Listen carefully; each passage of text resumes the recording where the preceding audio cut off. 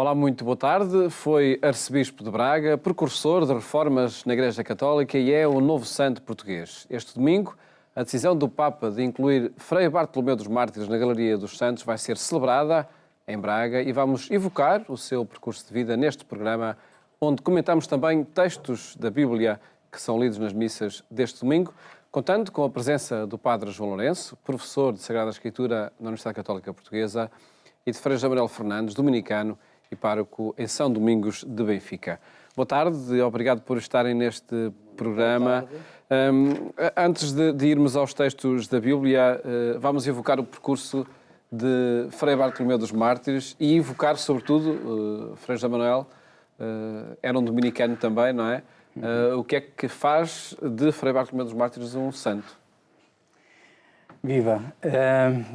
De facto, no próximo dia 10 de novembro, a Igreja alegra-se com a canonização de Dom Frei Bartolomeu dos Mártires, que viveu no século XVI.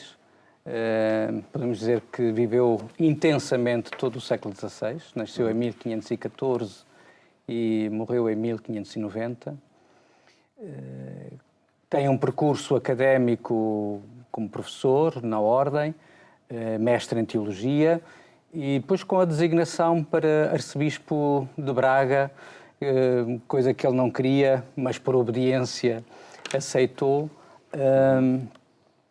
empreende as reformas que ele considerava necessárias na Igreja bracarense e também, por coincidência, recebe, pouco tempo depois de estar em Braga, a convocação para a terceira e última fase do Concílio de Trento.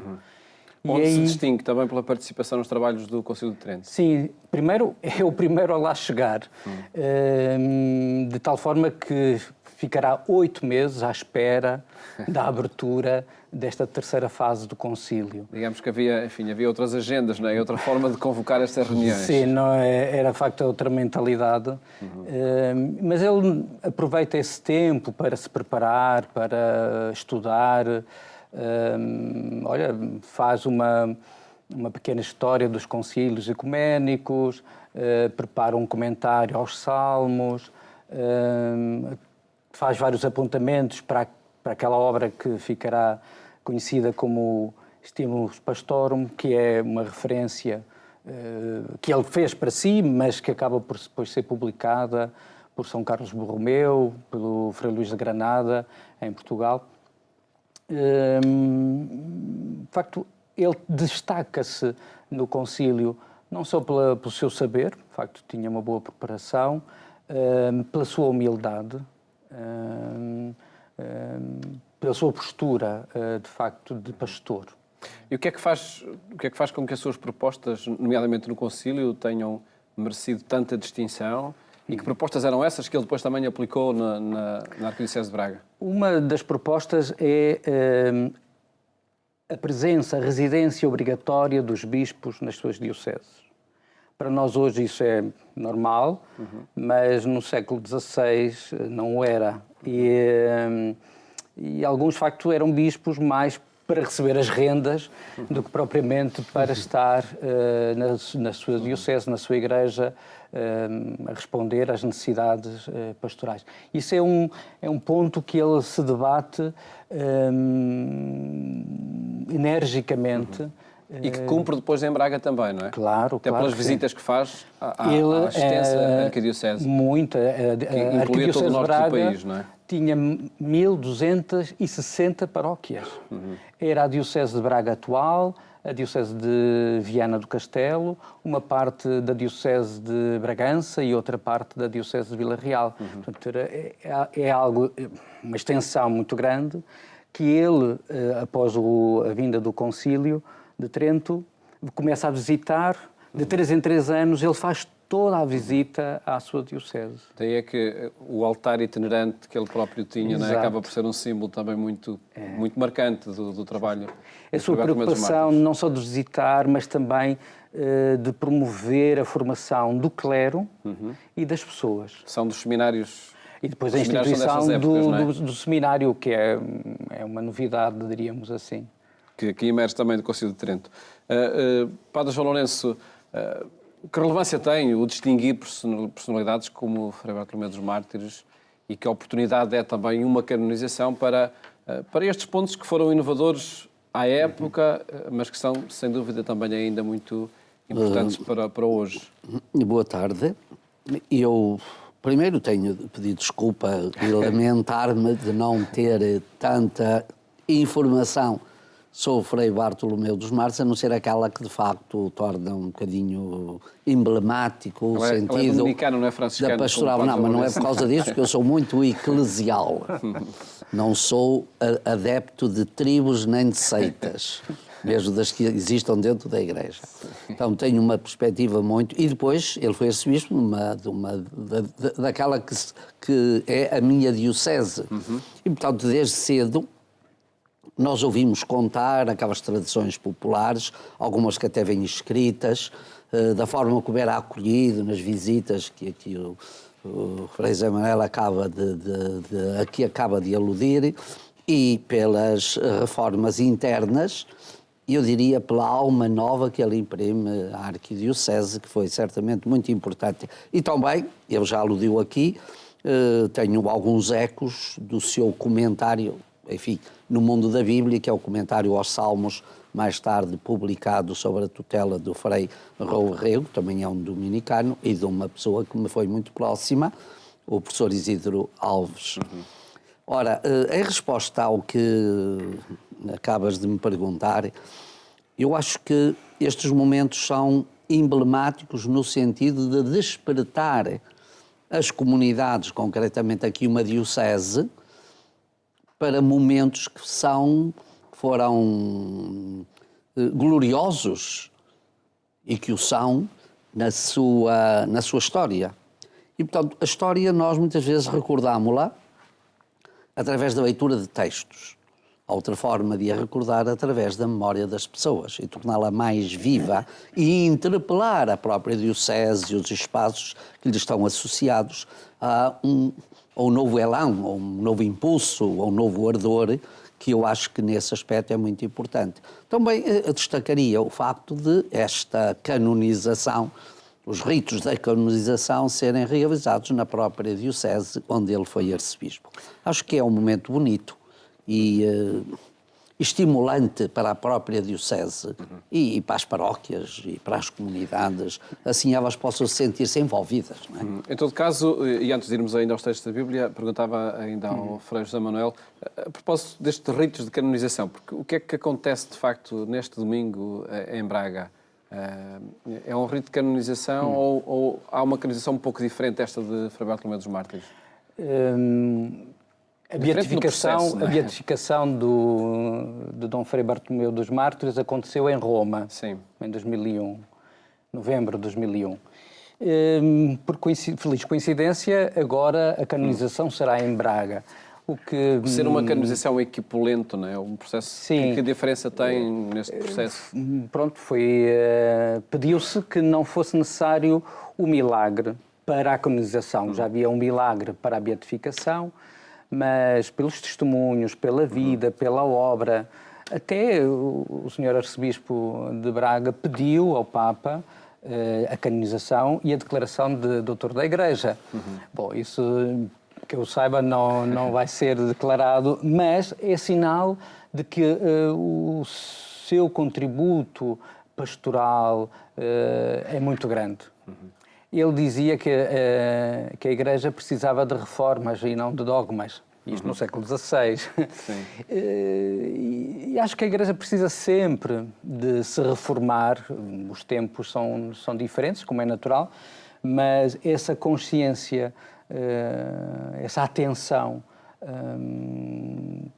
pelo seu próximo, não só na preocupação da formação, mas também da assistência social, ou seja, de ajudar os pobres, os mais necessitados, é uma coisa muito presente na vida de Dom Frei Bartolomeu dos Mártires. E esta celebração em que vai ser lido esse decreto de canonização, claro que é uma oportunidade para recordar todo o seu percurso biográfico e aquilo que marcou a Igreja do seu tempo. E até aos dias de hoje, afinal. Temos que avançar para os textos da Bíblia que são lidos nas missas deste domingo. propondo uma análise a esses textos e antes de analisarmos o Evangelho vamos escutá-lo pela voz de Luís Miguel Sintra.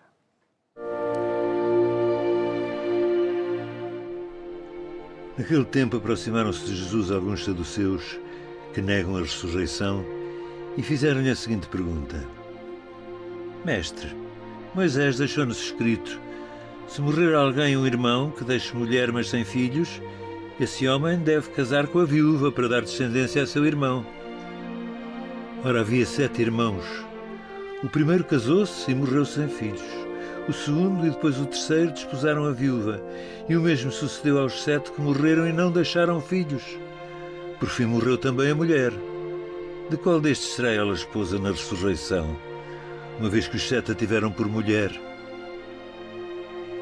Disse-lhe Jesus: os filhos deste mundo casam-se e dão-se em casamento, mas aqueles que forem dignos de tomar parte na vida futura e na ressurreição dos mortos, nem se casam nem se dão em casamento.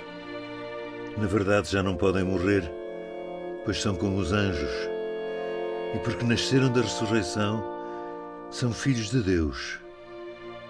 E que os mortos ressuscitam, até Moisés o deu a entender no episódio da sarça ardente, quando chama ao Senhor o Deus de Abraão, o Deus de Isaque e o Deus de Jacó.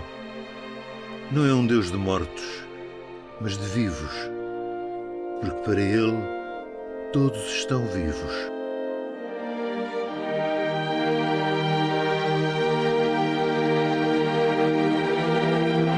Perguntava-lhe o que é que, enfim, todo este enredo quer dizer. Olha, é uma boa pergunta e eu gostava de saber mais para poder dizer-lhe o que é que isto quer dizer. Antes de mais, isto é uma história que é alheia à mensagem, à mentalidade de Jesus, mas é própria do judaísmo.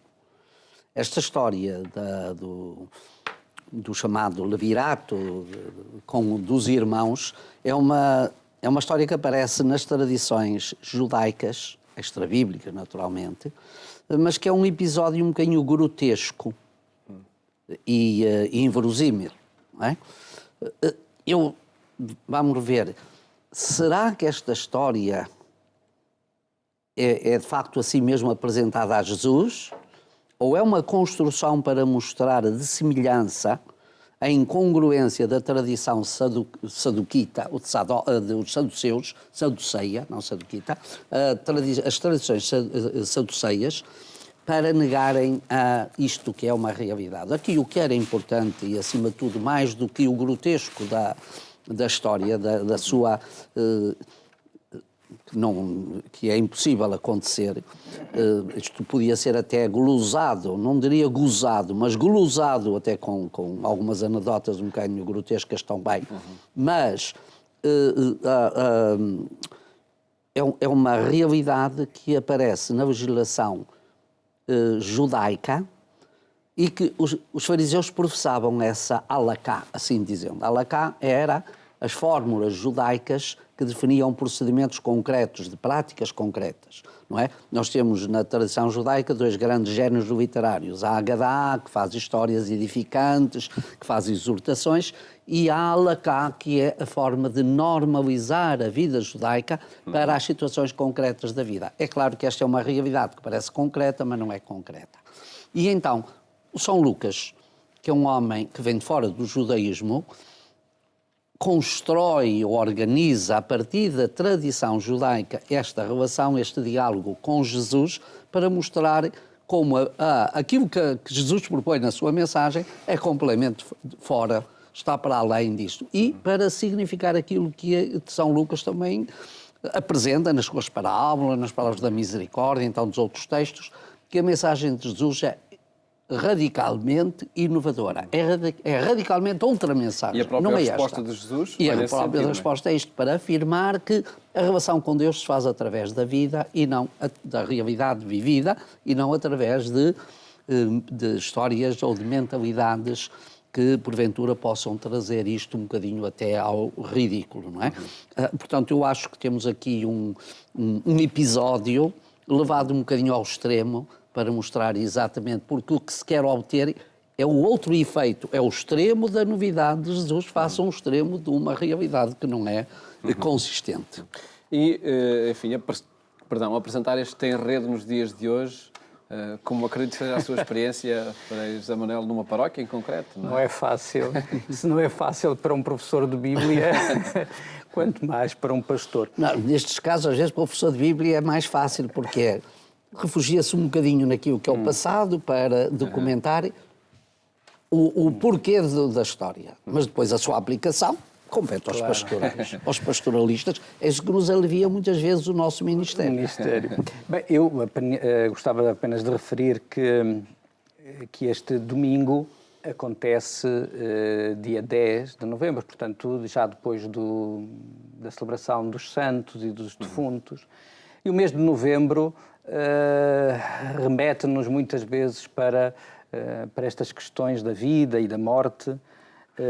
E penso que aqui a mensagem de Jesus é que Deus é um Deus de vivos, é o Deus da vida. E que mesmo a morte é um nascer para uma vida nova, para uma vida em Deus e com Deus. É claro, essa eu penso, para mim, como pároco, é a mensagem que eu gostaria de transmitir também aos meus paroquianos, que Deus é um Deus da vida. Na linha do que é também a própria resposta de Jesus a esta história quando ela é apresentada. Falámos muito sobre Frei Bartolomeu dos Mártires, porque temos que falar menos necessariamente sobre cada um dos textos.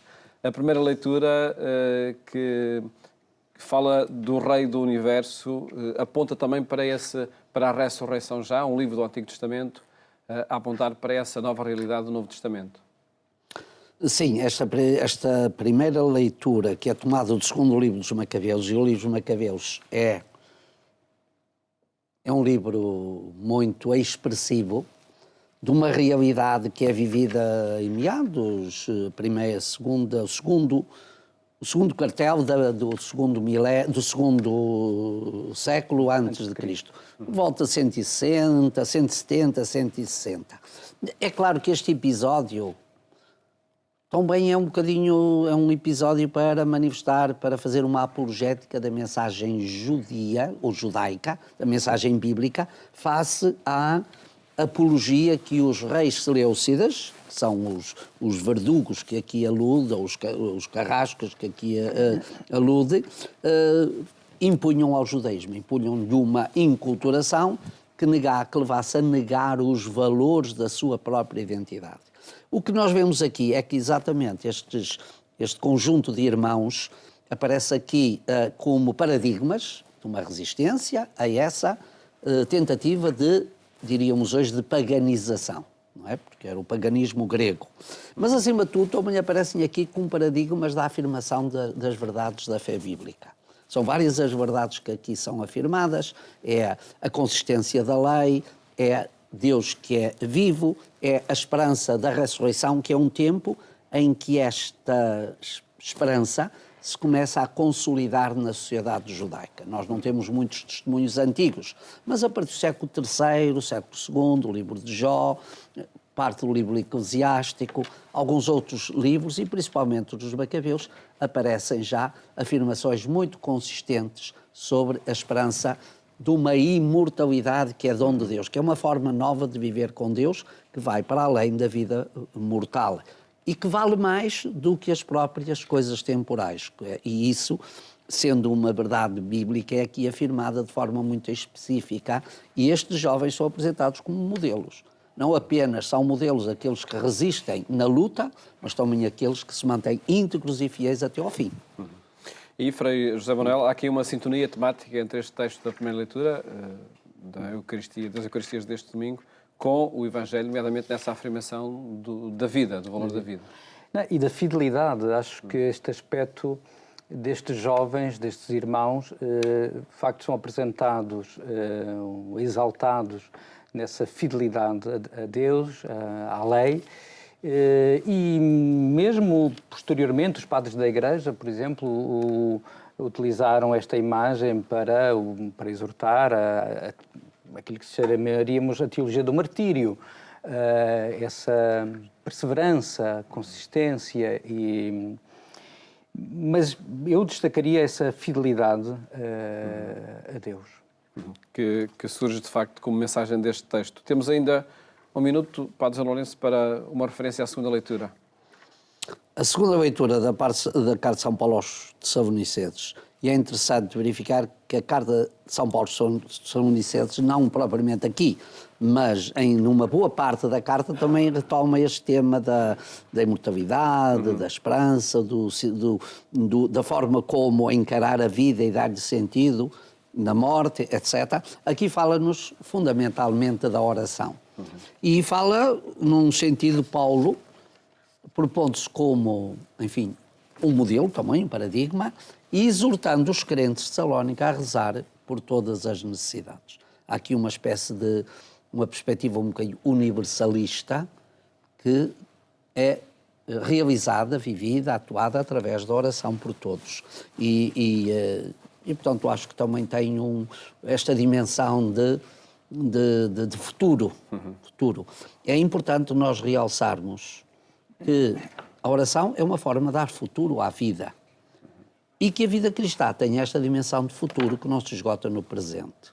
E os textos dois mostram-nos muito bem isso, e muitas vezes isso é preciso afirmá-lo com consistência, de que são propostos aqui alguns paradigmas e algumas situações para podermos superar exatamente aquilo que são as contingências do presente. Fica essa referência também à segunda leitura. Agradeço-vos terem apresentado as mensagens que os textos da Bíblia que são lidos nas missas deste domingo sugerem a quem se reúne para a celebração da Eucaristia. Mais logo, acompanhe também a nossa edição rádio, quando forem 22h45, na Antena 1. Desejo-lhe uma boa tarde, votos de um ótimo fim de semana. Até à próxima segunda-feira, se Deus quiser.